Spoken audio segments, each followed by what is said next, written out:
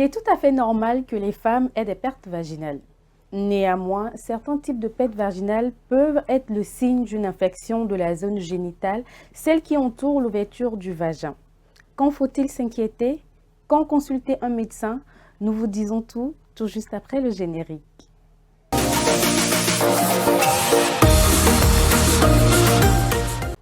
Bonjour et bienvenue dans votre émission qui vous sensibilise sur le bien-être.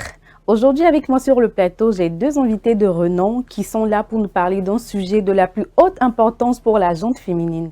Comme il est de coutume, nous allons donner la parole à Madame pour sa présentation. Bonsoir Madame. Bonsoir. Soyez la bienvenue sur notre plateau. Merci. Si vous voulez bien vous présenter. Ok, merci beaucoup. Je suis Madame Ezebio Amenoumbe, sage-femme d'État. Promotrice d'une association dénommée Moyon Moyon pour Benefa. D'accord. Quand on voit Madame Ezebio, c'est qu'il y a beaucoup de secrets qui nous seront livrés ce soir. Et à ma gauche, nous avons docteur. Oui, docteur Adodo Kossi. Un habitué. Gynécologue obstétricien. D'accord. Soyez le bienvenu. Merci beaucoup. Alors, nous avons posé la question à la population pour savoir ce qu'ils pensent du sujet du jour. Nous suivons l'élément, puis nous revenons tout de suite.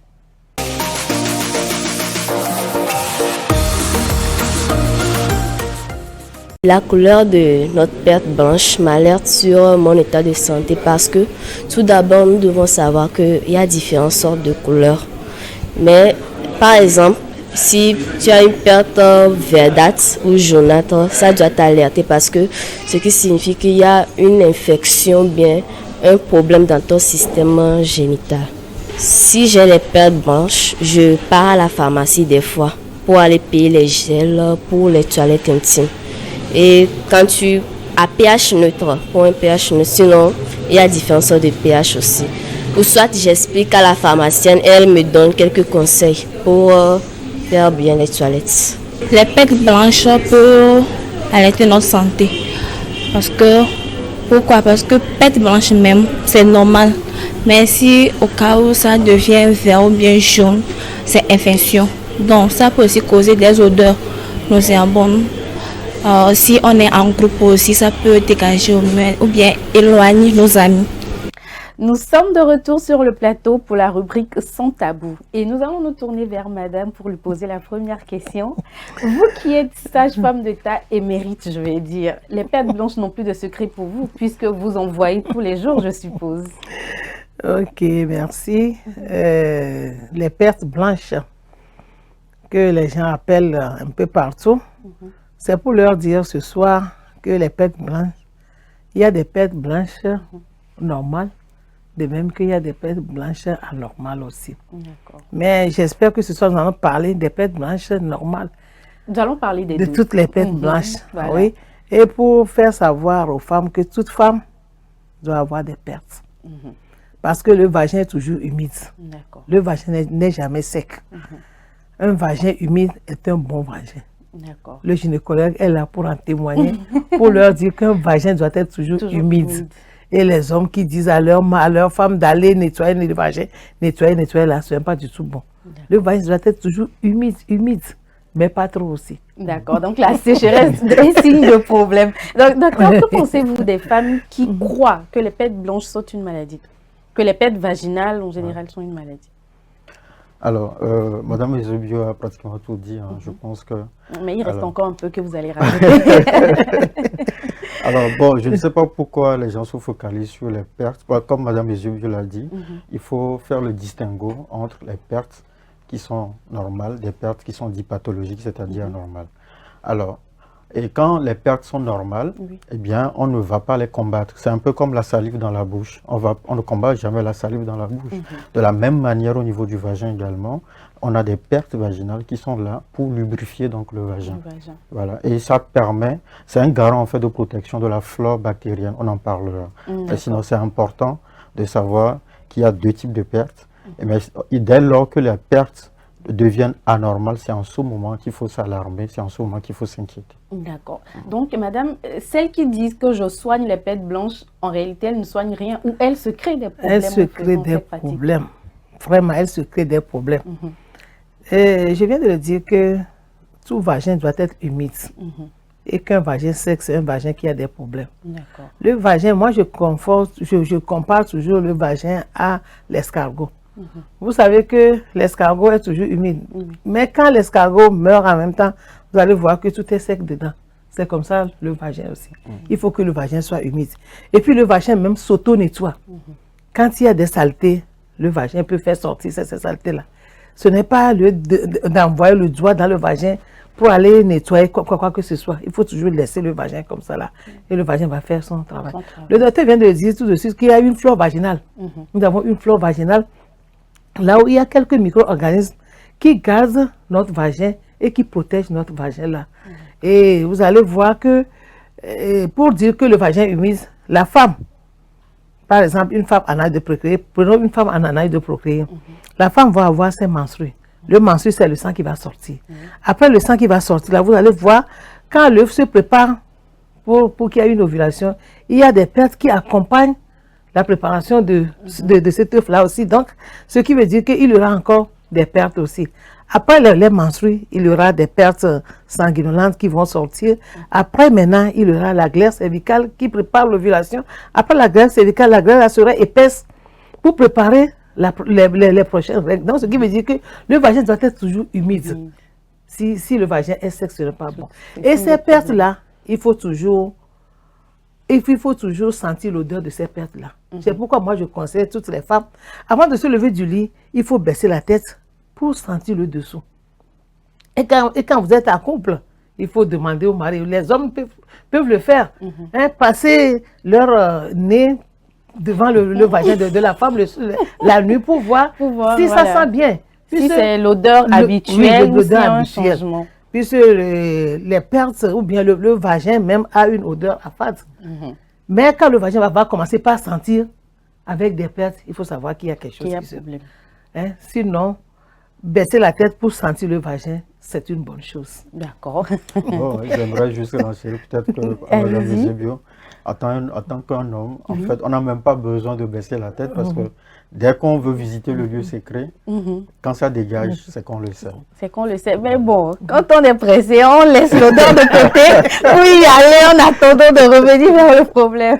Alors, Mme Eusebio l'a dit tout à l'heure, il y a différentes phases dans le cycle de la femme et les pertes blanches n'ont pas toujours la même consistance ou les mêmes aspects. C'est bien cela. Bien si ça, vous pouvez nous donner une idée de l'aspect normal des pertes, c'est-à-dire le vagin est toujours humide, nous l'avons bien compris, mais durant toutes ces étapes-là, quels sont les aspects des pertes blanches qui sont normales? En passant par la période avant procréation, enfin, tout ce que madame a expliqué tout à l'heure. Oui, en fait, bon, on va faire de manière pédagogique. C'est vrai que quand on prend les pertes, bon, on commence d'abord ceci. Les pertes, on parle des pertes physiologiques, c'est-à-dire les pertes normales. On prend d'abord les pertes normales parce que quand on comprend d'abord ce qui est normal, on pourra détecter ce qui est pathologique. Voilà. Donc, les pertes normales sont caractérisées, comme madame l'a dit, par d'abord leur aspect.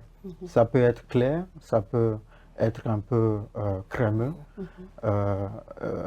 Mais ça peut être clair, crémeux, ça peut être strié, un peu de la couleur un peu marron, ça c'est juste après les règles. Et puis surtout lorsqu'on est autour de la période ovulatoire, ça peut être mélangé avec de la glaire cervicale. La glaire elle est visqueuse, donc vous aurez un liquide un peu, un peu élastique, en tout cas qui signe tout simplement qu'il y a une bonne imprégnation œstrogénique. Donc, qui dit tout simplement que l'ovulation, on est dans la période, en tout cas, ovulatoire. Bon, maintenant, c'est vrai que ces pertes-là, pour qu'on puisse avoir tous ces aspects, il est important de comprendre ce qu'on appelle l'écosystème vaginal. Parce que tout dépend de l'écosystème vaginal. C'est-à-dire le microbiote vaginal, c'est ce qu'on appelle encore la flore vaginale. Cette flore vaginale est constituée, Mme Eusebio l'a dit, de plusieurs bactéries. Mais en fait, dans ces bactéries, on dénote également une prédominance des bactéries qu'on appelle des lactobacilles. Ce sont ces lactobacilles en fait qui protègent le vagin contre les agents extérieurs ou contre les microbes. Mais cette flore n'est pas seulement constituée des lactobacilles. On a également d'autres espèces de bactéries. Vous avez les Gardnerella, les Candidos, c'est-à-dire les champignons, également, qui se retrouvent au niveau du vagin. Mais on doit avoir une prédominance des lactobacilles.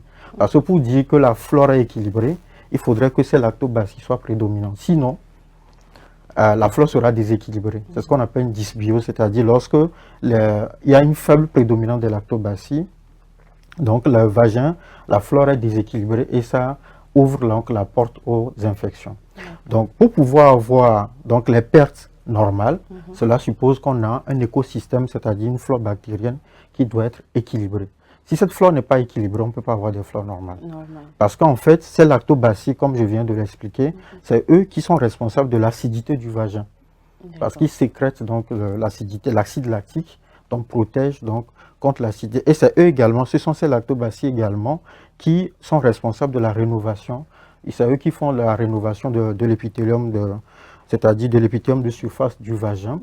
Et cela joue aussi un rôle antibactérien parce que quand les microbes viennent au niveau de la surface du vagin, ils adhèrent en fait à l'épithélium donc vaginal. Donc les lactobacilles donc permettent une accélération donc de cet épithélium et donc favorisent, donc jouent un rôle donc anti-infection. Et donc vous comprenez évidemment que les pertes vaginales donc sont constituées en partie également de la desquamation vaginale. Parce que comme je l'ai dit, les lactobacilles, c'est eux qui rénove en fait l'épithélium, c'est-à-dire, je ne sais pas si vous comprenez ce que je dis ou que les auditeurs comprennent. En tout cas, nous sommes dans le bleu. Vous êtes en train de parler en français médical, on va dire. Ok, d'accord. Je vais aller à terre. Pour permettre à nos téléspectatrices de comprendre ce que vous dites. Au niveau du vagin, il y a une muqueuse. D'accord. D'accord, il y a une muqueuse, un peu comme la peau, sur la peau. Seulement la peau n'a pas une muqueuse. En fait, on a un revêtement cutané.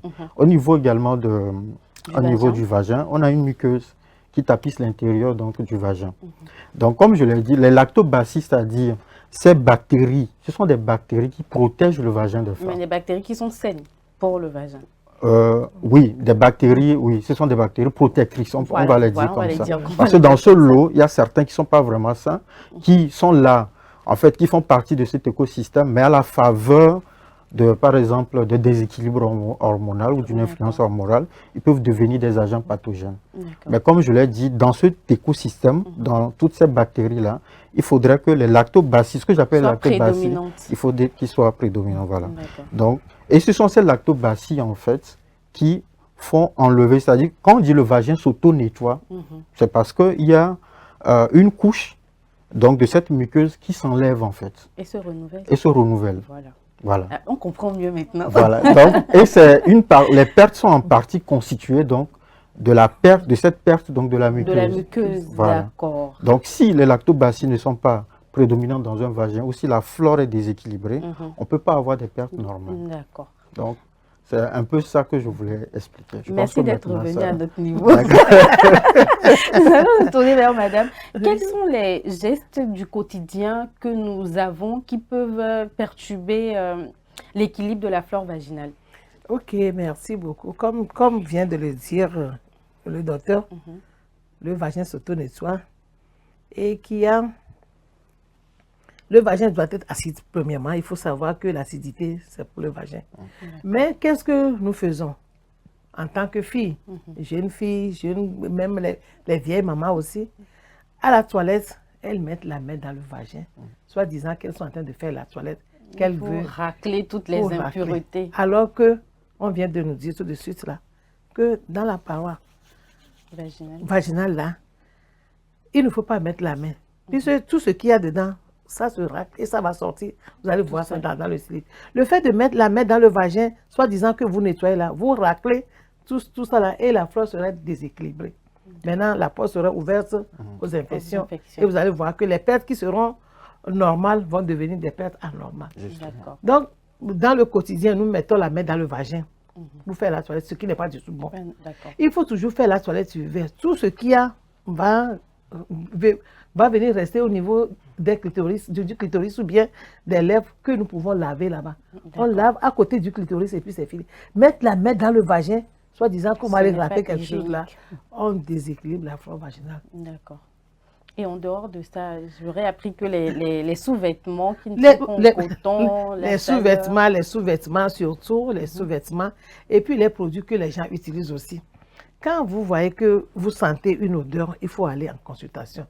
Il ne faut pas mettre des déodorants, de parfums dans le vagin, même la poudre. Vous allez voir des femmes qui viennent en consultation, bon, elles vont enlever leur slip, vous allez voir que rien que la poudre qui va sortir. Mais cette poudre-là peut causer d'autres problèmes. Donc, il ne faut pas porter des sous-vêtements trop serrés aussi.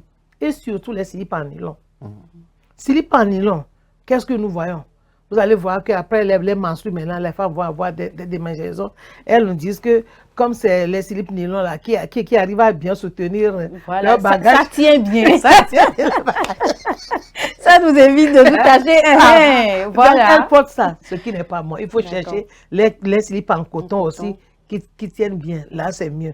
Sinon, le problème avec les slips en coton, c'est que c'est large. C'est large. Alors que nous n'aimons pas ça, maman. Ah. Vous voyez, ce qui fait chose là, c'est ça qui crée les maladies.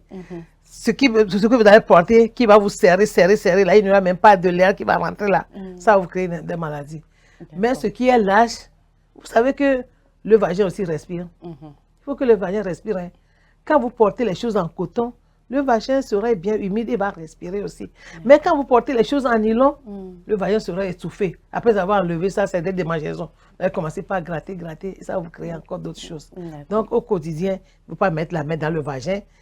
Puis tous les jours, vous allez vous laver peut-être 2 ou 3 fois par jour. Vous allez mettre la main dans le vagin, c'est ce qui n'est pas bon. Changer de slip aussi. À chaque douche, il faut changer de slip. Qu'est-ce que nous voyons maintenant? Il y a des femmes qui enlèvent des slips, ils voient qu'il n'y a rien dedans. Après la douche, maintenant, elles vont encore mettre... Économie. Oh! Au moins, c'est l'économie. Non, c'est pas bon. L'économie, là, nous crée des problèmes. D'accord. L'économie, là, nous crée des problèmes. Donc, à chaque fois qu'on se lave, il faut changer de Et si au cours de la journée, même on ne se lave pas, on peut toujours changer de dessous? Au cours de la journée, tu t'es lavé le matin pour aller au service. Tu peux rester dans le slip là, arriver à la maison, tu enlèves ça. Mais au moment des menstrues, il faut changer régulièrement. Le soir, tu reviens, tu enlèves le slip là, tu laves ça correctement, tu sèches. Et puis, il faut changer les slips aussi. Ne pas porter le même slip sur 5 ans. Il faut changer surtout les slips. Il y a des filles qui adorent certains slips qu'elles ne veulent même pas jeter et les changer. C'est le slip porte chance. Slip porte chance. Le jour le porte, c'est qu'on aura de bonnes nouvelles. Elle n'a qu'à changer d'autres aussi. D'accord. Et changer de slip chaque 3 mois. Qu'est-ce que moi je conseille? Moi je conseille aux filles d'acheter des slips, une douzaine de slips. Et une douzaine de slips là, tu peux utiliser la douzaine de slips là par an. Comment les utiliser? Ce n'est pas un slip par mois, mais vous allez prendre le slip là. Tu prends 3 slips pour 4 mois. D'accord. Tu prends, tu prends 4 slips pour 3 mois. D'accord, et après on change. Et comme ça, tu vas changer. Par exemple, si tu portes le slip là, lundi, le soir, tu reviens, tu te laves, tu ne vas pas porter de slip, tu peux rester nu comme ça, dormir pour que le vagin aussi respire. Le mardi, tu portes l'autre slip, mercredi, tu portes jeudi, tu portes... Donc, le slip que tu as porté vendredi là, c'est ça que tu as porté vendredi. Ainsi de suite, tu roules comme ça là, et quand ça fait 3-4 mois, tu jettes ça là. Tu prends encore un autre lot, et ainsi de suite, et tu vas éviter toutes ces infections. Et pour celles qui entassent les dessous, pour les laver après un mois, après 3 semaines. Il y a ce problème-là aussi. Pourquoi entasser les slips? Bon, parce qu'elles disent que laver au fur et à mesure, là, ce n'est pas propre. Donc, elles préfèrent entasser quand c'est beaucoup. Quand c'est beaucoup, là. C'est là où les gemmes se multiplient en désordre. Ce qui n'est pas du tout bon. Avant, quand tu vas à la douche en même temps, première des choses, on enlève le slip. Tu regardes bien dans le slip. Tu laves ça correctement avant de te doucher. Et même sentir l'odeur. Même sentir, c'est pourquoi je dis, tu enlèves, tu regardes dedans pour voir s'il y a quelque chose. Les gens vont venir en consultation, tu vas voir des pères, tu vas leur poser la question, tu vas dire, oh, moi j'enlève ça, seulement je lave, je ne vois pas tout ça là. Alors que tout ça doit se déposer dans le slip, tu dois voir ça. Normalement, ils doivent être leur premier médecin avant de venir en consultation. Ils doivent diagnostiquer le mal avant de venir en consultation, mais c'est à la consultation que nous diagnostiquons tout ça là. Hein, mes chères filles, mes petites filles, je vous en prie. D'accord, nous avons compris. Et pour mes sœurs tueuses de cabri, c'est bon, elles peuvent passer, par exemple, le week-end, on peut faire samedi, dimanche, on ne prend qu'une seule douche durant les 2 jours là. Surtout maintenant qu'il fait frais. Une femme ne va pas se laver. Non. Avant, on disait que c'est les garçons qui faisaient ça. Maintenant, on rivalise en tout avec eux. Maintenant, les filles aussi, là, ce qui n'est pas du tout bon, là. Tu dois te lever le matin, tu ne vas pas te laver jusqu'à 2-3 jours, c'est-à-dire tout le week-end même, tu ne vas pas te laver. Genre, tu te laves samedi nuit et ça compte pour samedi et dimanche. Bon, oui, en fait, c'est vrai que dans nos milieux, il fait un peu plus chaud. C'est vrai, par exemple, quand vous prenez, vous lisez les recommandations françaises, on vous dit par exemple que l'hygiène intime, c'est une fois tous les 2 jours, à cause de la fraîcheur. De la fraîcheur, d'accord. Voilà, donc on peut, mais là, on n'a pas le même climat. Non, on ne peut pas se permettre ça. On peut pas se permettre même ça. actuellement où il pleut un peu, on a un peu de fraîcheur là. Non. Parce qu'il y a plus de transpiration. Oui. Il va falloir vraiment faire des toilettes beaucoup plus réguliers. On urine toute la journée, non? Et il ne va pas laisser ça comme ça là. On met les prothèses slip. Non. Et ça permet de faire économie. Il y a un problème aussi avec les prothèses slip là aussi. Il y a un problème avec les prothèses slip là aussi. Je voulais demander, est-ce que c'est bon de porter continuellement les prothèses slip ou est-ce qu'il y a une période concis à laquelle il faut les utiliser? Parce qu'il y a certaines qui disent que pour éviter les odeurs, je ne sais pas lesquelles, elles mettent toujours... Les odeurs? Oui. Oh. C'est pour éviter que vous vous tâchiez, par exemple, après avoir pissé là, s'il y a des gouttes d'urine qui restent là pour pouvoir recueillir ça là, c'est pourquoi il faut les porter continuellement. Éviter des odeurs comment? On dit courant la journée, non, le vagin a une odeur qui se dégage, donc on porte pour atténuer l'odeur. Le gynéco est là pour... Si un vagin dégage de l'odeur, c'est que le vagin est malade là. Voilà. Le vagin est malade. Et il faut le soigner. Alors docteur, est-ce que l'odeur est le seul signe, le seul symptôme qui permet de détecter la maladie du vagin? Non, pas seulement l'odeur, pas seulement l'odeur. Comme on l'a dit, il y a l'aspect, la coloration. Parce que des fois, ça peut être les pertes peuvent être grisâtres, on peut avoir de la couleur grise, ça peut être jaunâtre, verdâtre même, voilà, ça c'est dans le cas des trichomonas, oui. Donc ça peut être même cailloboté, un peu dans... Quand on souffre par exemple des candidoses, vous avez des pertes qui sont un peu caillées, d'accord, donc, et ça irrite le vagin, ça démange et ça crée un sentiment d'inconfort. Donc, quand c'est désagréable, c'est désagréable. Des fois même, dans certaines pathologies infectieuses, vous avez des odeurs type poisson pourri. Ça, on n'a vraiment pas envie de s'approcher de telles femmes. Donc déjà, comme on l'a dit, quand il y a un déséquilibre donc, de l'écosystème, ça favorise donc les infections, tout simplement. Maintenant, c'est un peu pour revenir un peu, bon, peut-être qu'on va en parler peut-être après. C'est par rapport à Madame Eusebio l'a dit tout à l'heure, il faut que le vagin respire parce qu'en fait, quand on porte du nylon, le nylon accumule de la chaleur. C'est pour cela qu'on dit de préférer plutôt les dessous en coton. Voilà, ce n'est pas pour faire esthétique, mais c'est beaucoup plus dans ce sens-là. Et quand on porte le dessous en coton, mais qu'on met le collant qui est en nylon? Non, actuellement, il y a des collants en coton. C'est l'affaire de tenue, là, docteur. mais il y a une chose, quand le coton est en contact direct, tu peux porter en nylon, là, il n'y a pas de problème. Quand le coton, mais il ne faut pas porter nylon et porter nylon encore. Nylon dessus. Non, ce n'est pas du tout bon. D'accord. Et puis, bon, d'autres facteurs également déséquilibrent la flore, comme Mme Eusebio le disait. Le fait même d'utiliser des antibiotiques à tout bout de champ sans prescription médicale. Puisqu'on a dit la flore bactérienne, elle est constituée de bactéries qui nous protègent en fait. Bon, je ne suis pas fan. Qui protègent... Non, vous vous mettez dans la donc, constituée donc de bactéries qui protègent donc le vagin des femmes. Donc, en prenant des antibiotiques, qui dit antibiotique dit contre les bactéries. Donc ça va détruire aussi les bactéries qui sont censées protéger donc, le vagin de la femme. C'est pour cela qu'on ne prend pas des antibiotiques à tout bout de champ.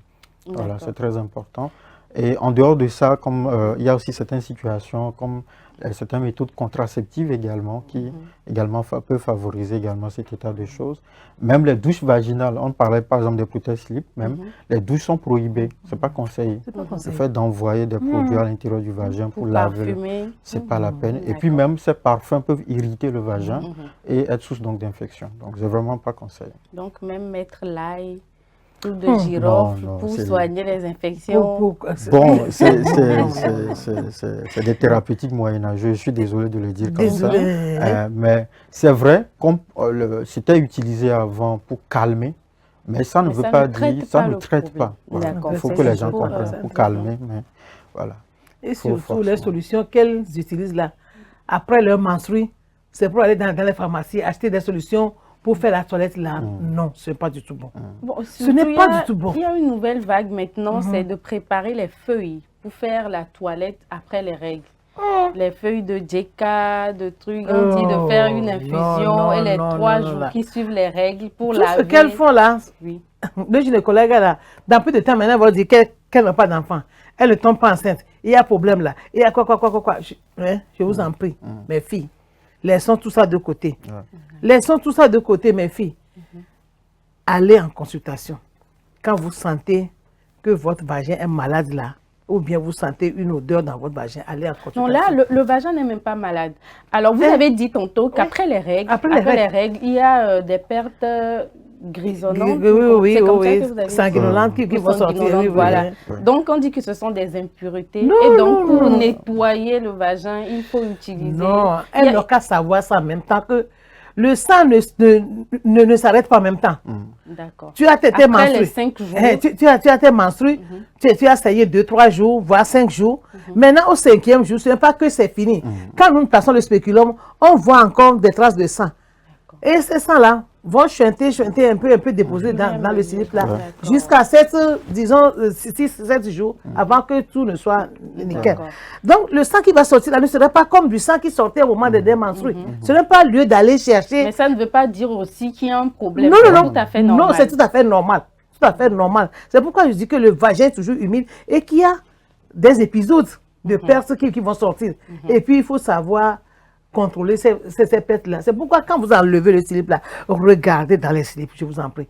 Les filles n'aiment plus porter des slips blancs maintenant, qu'elles doivent laver ça, elles portent des slips noirs. Alors que le noir même les taches, le noir même donne la chaleur. Le noir donne ça vous tient au chaud. Le noir même donne la chaleur. Oui. Vous allez porter slip noir. Qu'est-ce que vous allez voir dedans? C'est quand les pertes sont en abondance là que vous allez voir ça. Mais si c'est léger là, vous n'allez pas le voir. On peut passer à côté. Et au lieu de prendre ça et sentir l'odeur, on laisse pour laver après 1 mois. Et là, surtout ce que tu disais là, pour condenser les slips et laisser ça accumuler ça quelque part et laver là, ce n'est pas du tout bon. Prolifération de bactéries. Donc il faut leur dire que ce n'est pas du tout bon, que les germes vont se multiplier là-dedans et ça va entraîner une autre chose encore. Laver les slips à chaque touche. Si vous ne voulez pas, il y a les slips à usage unique, vous pouvez les porter et les jeter en même temps. Comme ça, on saura que vous êtes des paresseuses. Vous portez les slips et vous les jetez. Mais pourquoi vous mettez notre secret à nu? Et docteur, vous vouliez oui, effectivement, il y a un point crucial sur lequel je voulais revenir. C'est vrai qu'on peut avoir quelques manifestations, des signes pathologiques en fait, qui plaident en faveur d'une infection vaginale. Mais quand on utilise donc des tactiques un peu pas conventionnelles pour pouvoir les traiter, même si on ne ressent rien le lendemain, ça ne veut pas dire pour autant que l'infection est partie. C'est ce que les dames oublient. Parce que cette infection peut évoluer à bas bruit, aller créer d'autres dégâts au niveau de l'appareil génital haute, c'est-à-dire au niveau peut-être même au niveau du col. Parce qu'il y a certaines infections, et c'est prouvé d'ailleurs, quand on fait des infections chroniques, surtout l'infection à human papillomavirus, c'est cette infection qui fait le lit au cancer du col après. Donc, il ne faut pas banaliser. Dès que le vagin, il y a des signes d'alarme, il vaut mieux consulter. Sinon, ça peut vraiment vous créer d'autres dégâts plus tard. Et même, bon, étant passionné de la fertilité, Mme Zebio l'a soulevé tout à l'heure, cette infection peut toujours évoluer, aller créer des dégâts au niveau de l'utérus. Et créer même ce qu'on appelle une endométrite, ça manque des infections. Si c'est mal traité même, ça peut créer des synéchies, des accolements des parois qui peuvent compromettre après l'anidation, donc fertilité de la femme. Ça peut même aller encore plus loin et boucher les trompes des femmes. Et surtout, il y a une infection particulière qui fait ça, c'est les infections à chlamydia. Donc, il ne faut pas vraiment banaliser. Quand une femme voit que vraiment ces pertes ont changé de couleur, ou que ça commence par sentir, le mieux c'est de consulter. D'accord.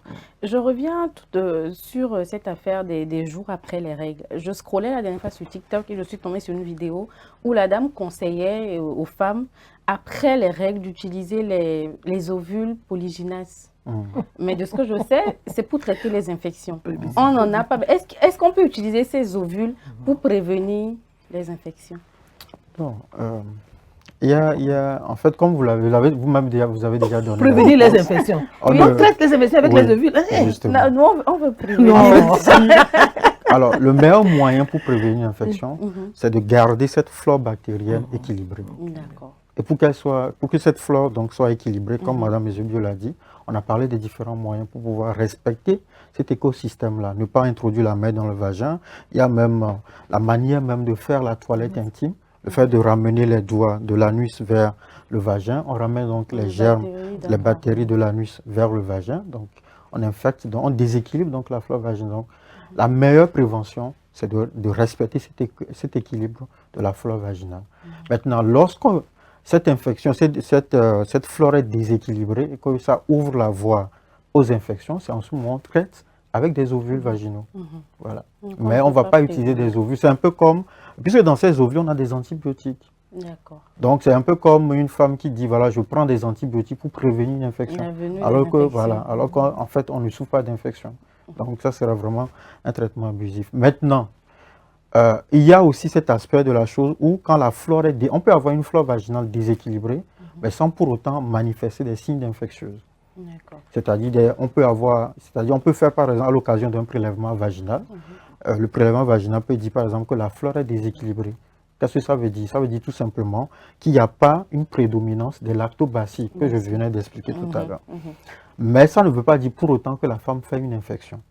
Donc on peut restaurer donc, la flore en mettant, il y a aussi des comprimés vaginaux, des ovules vaginaux qui restaurent la flore vaginale, mais qui ne sont pas constitués de bactéries, qui ne sont pas constitués plutôt d'antibiotiques, mais qui sont constitués des produits qu'on appelle les probiotiques ou les prébiotiques, en fait, qui viennent restaurer la flore vaginale. Ça, c'est carrément différent. Et aussi, des fois, il y a certaines femmes, quand elles ont souffert d'infections, qu'elles se sont fait traiter par le médecin, elles conseillent le traitement qui leur a été prescrit aux autres femmes. Mais je crois comprendre qu'il n'y a pas qu'un seul type d'infection et que le traitement peut varier d'une personne à une autre en fonction du type d'infection et même du vagin de la patiente. Tout à fait. Et c'est d'ailleurs pourquoi on parle de prélèvement vaginal, parce que pour traiter efficacement une infection vaginale, il va falloir faire un PV. C'est ce qu'on appelle le docteur PV. Qui peut... Voilà. Parce que ce prélèvement vaginal va essayer de déterminer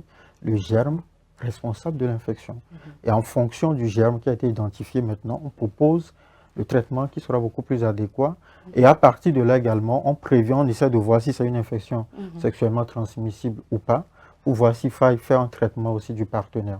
Voilà. Donc, comme vous l'avez dit, effectivement, le traitement dépend du germe causal. C'est très important de le savoir. Mesdames, vous voyez que les docteurs sur TikTok nous induisent beaucoup en erreur.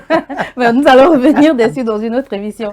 Alors, madame, il y a une qualité de femmes qui ne sont pas à l'aise avec les consultations. Pour faire le prélèvement dont parle le docteur, il faut consulter soit chez une sage-femme ou chez un docteur. Mais il y a certaines femmes du haut de leur grand âge qui n'ont jamais consulté ou qui disent qu'elles ont honte de consulter, surtout de la manière dont les sages-femmes les reçoivent en consultation. Donc vous êtes là pour défendre votre conférence ce soir. Oui, c'est pour leur dire que les sages-femmes sont là pour elles. Elles n'ont qu'à venir nous voir. Nous sommes là. Si elles restent à la maison et que ça s'empire avant de venir là, ce n'est pas du tout bon. Quand elles sentent quelque chose, elles n'ont qu'à venir à nous. Et moi, je dis chaque fois, quand tu veux aller chez quelqu'un, il faut prier pour la personne là aussi. Puisque nous sommes des êtres humains. Tu peux te réveiller aujourd'hui en bon état, ou bien tu peux te réveiller en bon état, mais avec au cours de la journée, ça peut arriver à tout le monde. Donc, quand vous allez prier pour que la sage-femme qui va vous recevoir, ou bien le médecin qui va vous recevoir, peut vous écouter et pour qu'elle puisse trouver solution à votre problème. Comme ça, vous serez à l'aise. Sinon, venir à l'hôpital, et moi, je dis chaque fois, quand vous tapez à la porte d'un médecin, ou bien un médecin sonne et que vous rentrez là, il faut un petit sourire aussi. D'autant plus que vous êtes malade. Le médecin va vous avancer un sourire, mais vous allez toujours avoir la mine serrée. Des fois, il y a des gens qui viennent avec la mine serrée. Tu peux tout faire avec la mine serrée. Non, un peu de sourire. Comme ça, là, le médecin aussi sera à l'aise. Et vous serez en famille, vous allez discuter, dire de n'importe quoi même. Et vous allez rentrer dans votre intimité, dire de n'importe quoi. Mais quand tu sais la mine, on te pose la question. Même il y a des femmes qui viennent en consultation, simple nom, quand tu leur demandes le nom pour remplir le carnet, premièrement à l'accueil, tu demandes nom et prénom, elles vont te dire qu'elles ne sont pas là pour ça, là, elles n'ont qu'à vite fait là. Alors que ce sont des renseignements qu'on doit demander d'abord. Prendre les constantes d'abord avant de faire la consultation. On ne tombe pas, ils disent que oh, moi je suis venu, vous me dites le docteur. Regardez, moi je vais partir là. Non, ce n'est pas ça. Elle n'a qu'à savoir que quand on vient à l'hôpital, il faut la patience aussi. Ne pas dire qu'il y a une grande queue là-bas, moi je ne peux pas attendre. Et ils vont commencer par appeler le médecin au téléphone. Il faut me recevoir avant les autres là. Non. Ceux qui sont là, c'est qu'eux aussi ils ont des problèmes. Ils n'ont qu'à savoir que ceux qui sont là ont des problèmes. Si tu es venu, en premier lieu, on va te recevoir. On te traite et tu vas partir. Mais si tu viens qu'il y a 10 personnes avant toi, il ne faut pas. Il ne faut pas faire tout pour dépasser ces gens. Ou bien si tu appelles le médecin aussi serait agité, il ne saura quoi faire aussi. Prenez votre temps. Et quand vous allez rentrer là, si c'est 30 minutes qu'on va faire avec vous, on va faire 30 minutes avec vous. Quand tu es avec quelqu'un que tu parles, tu discutes, tu rentres dans l'intimité un peu là, les gens vont commencer par crier au dehors. Oh, elle va être rentrée depuis là, elle ne va pas sortir. Vous voyez tout ça. C'est le propre des femmes. Donc la patience est un peu partout. Il faut qu'on soit... Si tu es malade, si c'est urgent, on saura que c'est urgent, on va courir. Mais si tu viens en consultation gynéco avec des pertes là, il faut attendre. Et arriver, il faut dire tout ce que vous avez. Ne pas faire de rétention d'informations. Il faut dire tout ce que... Et surtout, en matière de pertes là, on est en train de parler des pertes banales, bien des pertes anormales. Quand on voit que c'est des infections sexuellement transmissibles, le gynécologue va revenir sur ça. Quand on fait la prescription, comme tu dis qu'il y a certains qui ne veulent pas venir en consultation, mais il y a certaines femmes qui viennent en consultation. Leurs maris sont là à la maison. Quand on fait la prescription, je vous en prie, mes frères, mes fils, achetez le produit. Et si vous avez des maîtresses aussi, on a dit infection sexuellement transmissible. La maman, elle est à la maison. Il y a les maîtresses au dehors. Plus de 4 maîtresses au dehors. Le docteur n'est pas très d'accord avec ça. Je ne sais pas le docteur. Il dit le gynécologue, mais il est pas parent de gynécologue. Non, vous êtes d'accord avec moi. Mais ce que moi, je remercie quelques hommes qui comprennent maintenant. Aussi non, qui n'accompagnent pas, mais après avoir vu l'ordonnance, ils nous appellent en coulisses. Quand elles regardent leur numéro là, madame, j'ai telle femme. Et puis elle vient en consultation. Ou bien elle nous envoie les femmes là. Pour que le traitement soit OK. Je vous en prie. Pour que le traitement soit OK là, appelez-nous. Quand vous voyez le numéro d'un médecin là, il faut l'appeler. Vous avez reçu ma femme en consultation aujourd'hui. Oh, c'est secret entre nous. J'ai une copine telle. Et on sait ce qu'on fait. Donc, vous préservez la vie de chacun. Tout à fait. Docteur, il y a certaines patientes qui ne sont pas à l'aise vis-à-vis d'un docteur. Je dis d'un homme. Donc, enfin, quand vous nous demandez de nous déshabiller pour le truc, est-ce que là, vous percevez une femme ou vous percevez juste une patiente? Non, en fait, de toute façon, on dit, je vais aller me déshabiller devant un homme, il va me voir nu, ou bien c'est le mari qui dit que, attends, c'est chez un homme que tu vas te faire consulter. Éclairez-nous un peu ce côté-là. Je pense que c'est un peu la particularité de la consultation gynécologique. Que ce soit un homme qui consulte, que ce soit une femme qui consulte, ce qui est le plus important, c'est de mettre la femme en confiance. D'accord.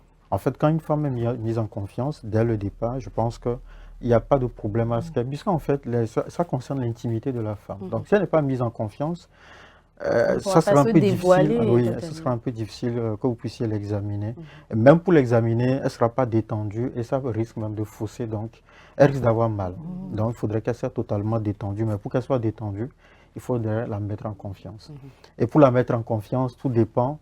Et d'ailleurs, même certains hommes, comme vous l'avez dit également, se disent, bon, voilà, si c'est un homme gynéco, ils sont un peu suspicieux. Ils accompagnent leur femme.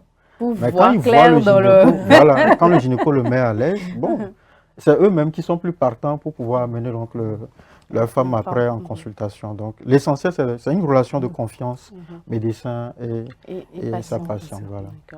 Et ce serait aussi bien que vous nous préveniez des gestes que vous avez. Oui. Mais des fois, tu vas en consultation, tu es juste allongé, tu sens le spéculum, on ne te prévient pas, peut-être que c'est ta première fois. Oui. Ça laisse aussi des séquelles à certaines patientes. Je comprends. Mais je pense qu'il faudrait, ça je pense au jour d'aujourd'hui, les gens, on prévient toujours, on examine, voilà, on explique toujours ce qu'on veut faire avant de faire quoi que ce soit. Et d'ailleurs, même une consultation gynécologique, quand une patiente vient, que ce soit chez la sage-femme ou chez le médecin gynéco, normalement, ce qui est recommandé, c'est d'examiner la femme totalement dévêtue. Mais il y a des femmes, par exemple, qui viennent peut-être avec un problème de perte pathologique. Et quand le médecin demande de se déshabiller, voilà, peut-être pour examiner mais le sein, on se dit, mais attends, ce médecin, est-ce qu'il n'est pas suspicieux par hasard? Alors qu'en fait, normalement, c'est ce qui est recommandé. Parce que c'est l'occasion pour le médecin d'examiner vos seins pour voir si les seins sont normaux. Mais au jour d'aujourd'hui, alors, il faut, mais si l'information ne passe pas et que vous demandez à la femme, par exemple, d'aller de l'autre côté et puis de se déshabiller totalement, si tu suis une jeune fille, elle va se dire, mais attends, est-ce qu'il n'a pas une idée derrière la tête? Voilà. Mais comme je l'ai dit, l'essentiel, c'est de pouvoir mettre en confiance. Et pour nous, les gynécos, habituellement, nous ne consultons pas seuls. Habituellement, il est conseillé en tout cas, moi, je consulte toujours avec une sage-femme. Et ça met aussi la femme en confiance. Et ça me protège également, parce que ce n'est pas seulement le médecin qui peut être suspicieux, mais la patiente aussi qui ensuite aussi peut venir avec des arrière-pensées. Donc, surtout avec la fraîcheur des docteurs de maintenant. On peut venir à la pêche. Donc voilà un peu, c'est quoi, c'est juste ce qui fait la particularité de la consultation gynécologique. Pour une femme, il faut combien de consultations par an pour s'assurer de la santé de son vagin? Non, ce qui est recommandé de manière générale, pas seulement de la santé de son vagin, c'est de consulter au moins une fois par an. C'est ce qui est recommandé, une fois par an. Mais si, en fait, comme on l'a dit, si la femme prend soin de respecter les mesures qui en fait, maintiennent donc l'équilibre, l'écosystème vaginal, eh bien, il fera moins d'infections. C'est vrai qu'il y a aussi certaines femmes qui viennent en consultation pour des problèmes d'infection à répétition. Mais généralement, c'est pour cela que la consultation ne se limite pas seulement à chercher, à savoir quel est le germe et puis à traiter. Non, il y a plein, c'est pourquoi Madame Jésus parlait de faire, c'est carrément un entretien. Il faut pouvoir sensibiliser la femme sur les bons comportements, les bons gestuels. Parce qu'il y a certaines femmes, par exemple, qui portent des jeans, qui ont cette habitude à porter juste les jeans serrés, et elles viendront vous dire que docteur, je souffre des infections à répétition. Il suffit juste qu'elle change son mode vestimentaire, ses habitudes vestimentaires, vous allez voir qu'elle ne souffrira plus d'infections. C'est pourquoi il ne faut pas seulement se focaliser sur le germe qu'on veut traiter, mais c'est toute une sensibilisation qui doit accompagner le traitement. Voilà. Merci. Maman, là, on s'adresse, c'est la maman qui va s'adresser à ses enfants.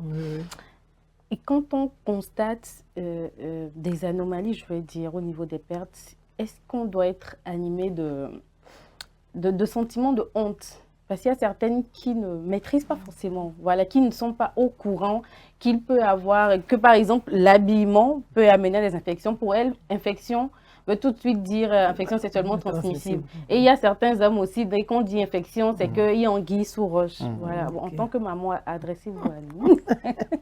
Ok, merci beaucoup. Je vais dire à mes filles et mes petites sœurs d'aller toujours en consultation, de ne pas avoir peur, surtout des sages-femmes, puisque nous avons la bouche un peu là.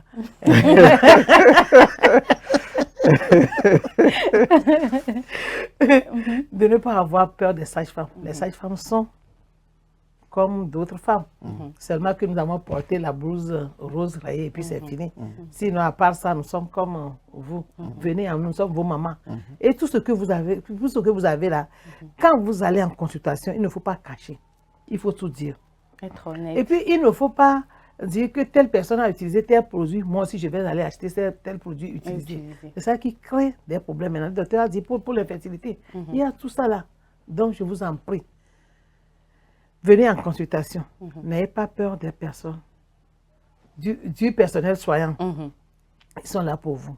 C'est à cause de vous qu'ils sont partis en formation pendant 3 ans, voire plus, pour venir vous servir avec leur recyclage aussi. Venez en consultation. Et surtout, prenez soin de vous, de vos sous-vêtements. Il ne faut pas porter les sous-vêtements trop serrés, trop serrés.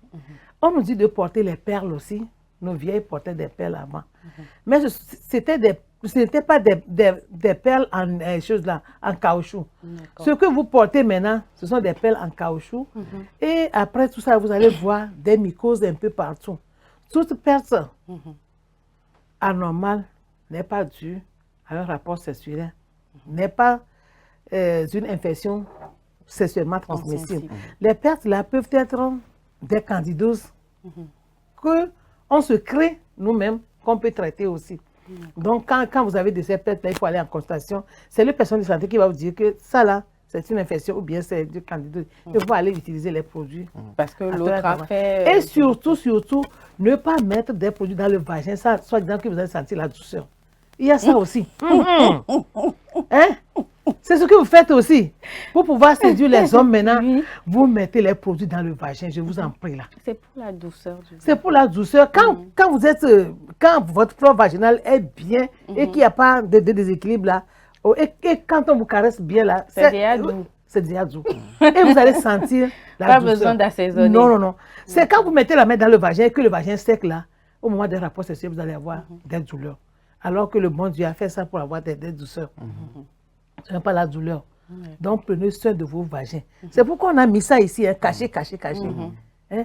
Et surtout, on voit les filles maintenant qui ne portent même pas de slip. C'est pour permettre au vagin de respirer. Vous avez dit que le vagin respire. On a dit la nuit. D'accord. Vous allez les voir comme ça là. Les Z-man ont vu toutes les couleurs du vagin. Les Z-man disent que, oh madame Ezebio, il faut conseiller. Des fois, quand je vais à l'antenne, ils disent que madame Ezebio est arrivée, il faut dire aux filles de porter slip là. Que nos yeux là, on regarde tout là. Quand on veut monter là-haut, on regarde tout en même temps. Porter des slips. Vous pouvez ramasser les infections aussi. Quand le vagin est comme ça là, ouvert, vous vous promenez un peu partout là. Vous pouvez ramasser les vagins. Et quand vous allez à la toilette aussi, avant, il n'y avait pas ces pots là. Maintenant, on s'assied sur les pots avant de faire nos besoins. Surtout les toilettes publiques. Les toilettes, il faut regarder sur ça, je vous en prie là. Il y a des gens qui se promènent, après avoir uriné, ils reviennent avec des infections. Quand vous voulez vous asseoir sur des pots là, regardez si tout autour là, c'est bien propre. Vous avez peur des infections, qu'on va dire que vous avez des rapports sexuels. Mais si quelqu'un a versé ces choses-là sur le pot là, que vous asseyez dessus, au retour, vous allez commencer par développer certaines maladies. Donc, je vous en prie, il faut toujours prendre soin de vous, surtout votre appareil génital là. C'est ça qui va faire que vous allez devenir maman d'un jour à l'autre. Hein, prenez soin de votre appareil génital. De même que les garçons aussi. Hein. De même que les garçons, on parle des pertes vaginales, on va parler des écoulements urétrales aussi après. Nous allons revenir. Ce sera le sujet d'une autre émission. Alors, docteur, parlons des soins à apporter au vagin. Les poils pubiens, est-ce qu'il faut les raser? Est-ce qu'il faut les garder? Ou est-ce qu'il faut les couper de manière esthétique? Bon, vous savez, ça c'est une question qui a fait couler beaucoup d'encre. Il y a eu beaucoup d'études là-dessus. Au point où, avant, dans les maternités, même avant accouchement, les sages-femmes prenaient le soin de raser systématiquement. Mais il y a une étude française qui a prouvé que ce n'est pas la peine. Parce que les poils interviennent puisque en fait, au niveau de la vulve, vous allez voir que il y a les poils au niveau de la vulve. Et donc, ces poils jouent également un rôle antibactérien. Donc, ça protège contre l'entrée des germes. Et même sur la peau, hein, les poils sur la peau également jouent le même rôle. Et au-delà de tout ça, intervient également dans l'érotisme, en fait, dans la sexualité. Parce que, et ça a été prouvé. Donc, ce qui fait qu'au jour d'aujourd'hui, le rasage systématique n'est pas conseillé. Mais si une femme ne se sent pas à l'aise, eh bien, elle peut raser, mais en prenant soin de ne pas traumatiser la peau qui se trouve au niveau de la vulve. Sinon, si la peau est traumatisée, irritée, ça peut favoriser donc les infections. Et ce qui est conseillé surtout, c'est d'utiliser des tondeuses plutôt que des rasoirs bic. Mais comme je l'ai dit, les études ont montré que ce n'est pas la peine de le faire. Voilà, oui, docteur, pour enchérir, ce n'est pas la peine de raser, mais si vous voyez que vous êtes un peu poilu, il faut toujours tailler. Moi, je dis aux gens de ne pas raser, mais de tailler. Quand vous rasez les poils là et que ça veut se repousser là, vous allez voir des démangeaisons et les femmes vont gratter. Vous allez voir, quand elles vont venir là, il y aura des boutons là-bas, ce qui n'est pas du tout bon. Donc, moi, je conseille toujours aux hommes de prendre une paire de ciseaux avec esthétique et bien taillé un peu seulement. c'est quand il y a gazon là, on taille un peu le gazon, on ne rase pas le gazon. On ne rase pas Quand tu rases le gazon là, le gazon est détruit. Et puis le jardin n'est plus joli. Il faut toujours tailler. Il faut toujours tailler, surtout à l'entrée de la vulve là, c'est là où il y a beaucoup de poils et qui gênent quand l'homme veut pénétrer aussi. Des fois, ça blesse les hommes et quand l'homme voit que là-bas c'est un peu touffu là, il n'a qu'à tailler un peu et ne pas raser. Vous avez compris. Répétez, madame, que les hommes taillent. Les hommes n'ont pas taillé. C'est leur cave là-bas. Quand je dis les hommes là, il ne parle que les jeunes filles qui n'ont pas d'homme là. Non, qu'à aller se coucher chez quelqu'un que madame maman, c'est mieux. Mais le conseiller général, pourquoi vous nous taclez encore? Que madame Zébi a dit qu'il faut que les hommes c'est réservé pour les femmes mariées. Les femmes mariées. D'accord. Donc faisons l'effort de nous marier. Oui, chères sœurs. Oui. Et les jeunes filles qui ont des forêts là, ils vont faire comment? Les jeunes qui ont des forêts, vous voyez, pour avoir des forêts, la forêt ne se construit pas aujourd'hui. De jour à l'autre. Donc déjà à 25 ans, tu peux avoir un mari et le mari là va s'occuper de la forêt. Mais une fille de 18 ans ne peut pas avoir une forêt. Une forêt classée. Oui, une forêt dans Nous allons à la pause publicitaire, puis nous revenons pour le mot de fin de nos invités.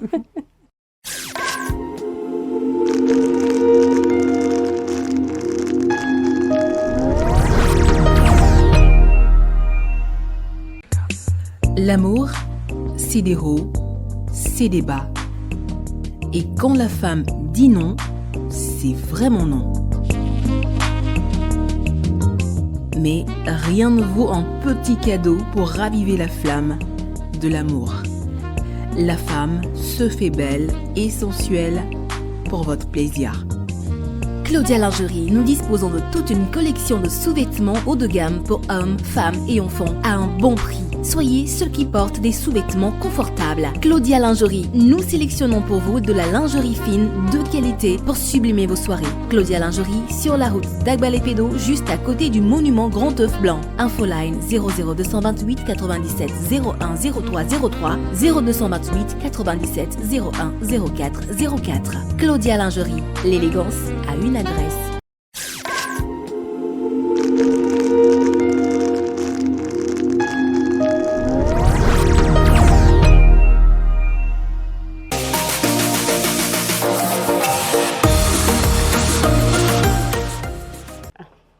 De retour sur le plateau, nous allons donner la parole à nos chers invités dont nous ne voulons pas nous séparer pour leur mot de fin. Docteur? Oui. Bon, mon mot de fin, en fait, ce qui est important à savoir, c'est que pour avoir un bon équilibre, un bon écosystème vaginal, pour que notre flore soit vraiment respectée, il va falloir veiller à faire une bonne hygiène intime, pas un excès, parce que même l'excès de l'hygiène intime également peut favoriser donc, les infections. Donc, avoir une bonne hygiène intime et pour pouvoir respecter, donc j'insiste sur mon écosystème, mon fameux écosystème vaginal, qui est très important, parce que quand l'équilibre est respecté, ça nous évite plus de 90% d'infections.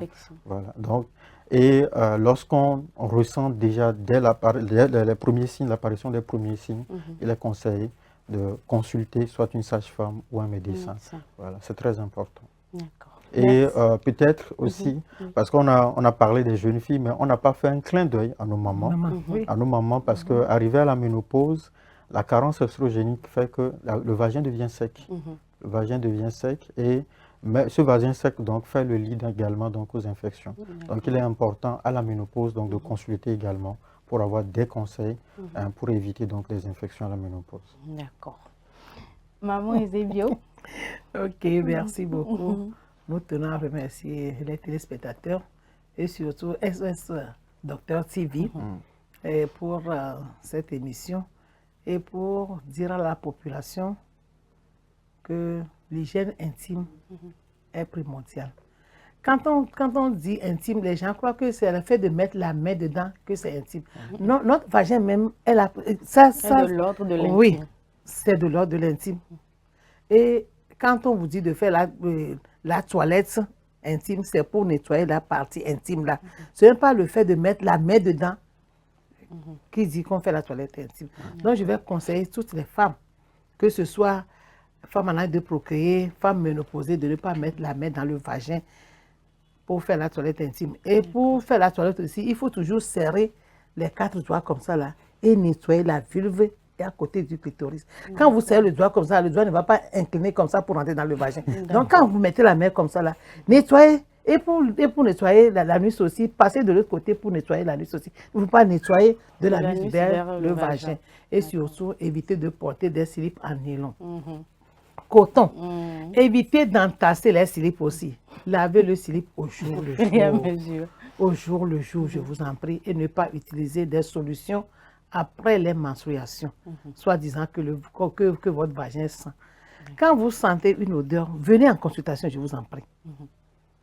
C'est ça qui va faire que vous allez devenir maman demain. Moi, je le dis, je le répète. Moi, je dis chaque fois aux jeunes filles que quand vous vous amusez, quand vous laissez votre partie intime là, à n'importe qui, et on s'amuse avec ça là, d'un jour à l'autre, vous allez chercher la grossesse, vous n'allez pas trouver.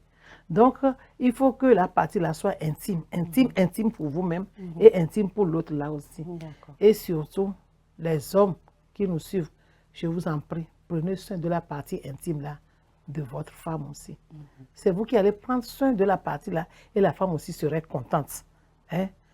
Prenez soin en nettoyant, en taillant un peu le gazon, en regardant dans la forêt pour voir ce qu'il y a dans la forêt. Vous voyez qu'il y a des infections sexuellement transmissibles, c'est-à-dire les poils pubiens là, qui restent là-bas et qui créent des malaises aussi.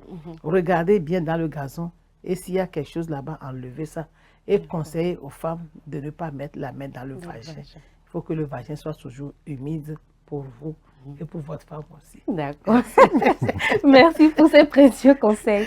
Mesdames, vous l'aurez compris, il faut que chacune d'entre nous maîtrise son corps, maîtrise son cycle sexuel, menstruel, je voulais dire, pour détecter l'apparition de tout problème.